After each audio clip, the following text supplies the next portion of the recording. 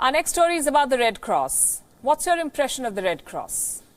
For the world, it's a humanitarian agency. For China, it's another tool in its kitty. The Red Cross in China is not like any other humanitarian group. This is a very interesting story. Listen carefully.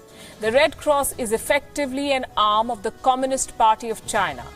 China's Red Cross has been built, funded and directed by the Communist Party. In fact, it's one of the most well-funded humanitarian organizations. The only problem is it doesn't serve the people.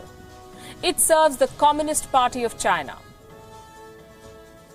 This video, allegedly from Wuhan, went viral earlier this year. It shows a warehouse of the China Red Cross. Government officials are seen picking up high-quality masks. These went to the government, not the people. Reports say the same warehouse turned away angry medics, those who wanted medical supplies.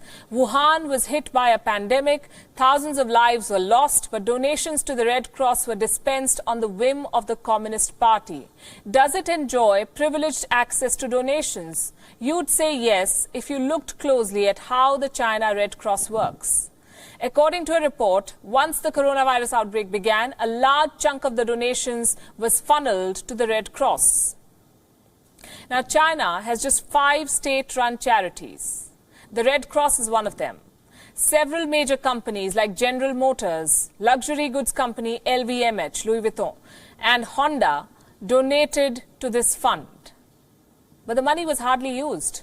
By the end of January, the Red Cross in China had more than $56 million in donations. 56 million. What they spent was barely $7 million. Why was the Red Cross sitting on this much-needed aid? Blame red tape. The highly bureaucratic setup that is closely tied to the Communist Party of China. The China Red Cross is a government-organized NGO, what is called a gongo, government-organized NGO. It has served as the mouthpiece of the Communist Party for several years now.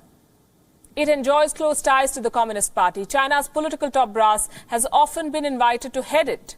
The list of honorary chairmen in the past includes Vice Chairman Wang Qishan and Xi Jinping's predecessors, President Jiang Zemin and Hu Jintao. But where the Communist Party goes, scandals almost certainly follow. In 2008, yearly donations to the Chinese Red Cross tumbled drastically. The reason? A corruption scandal.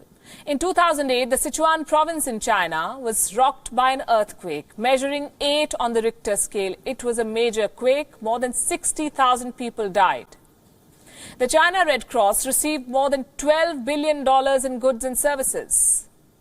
This was donation meant for the victims of the Sichuan earthquake, but it was misused. In 2009, some researchers found that 80% of the donations, 80% of the donations were funneled into the Chinese government coffers. The government just took it. They were shown as extra revenue. Due to the scandal, people stopped donating to the Red Cross. They began calling it China Black Cross.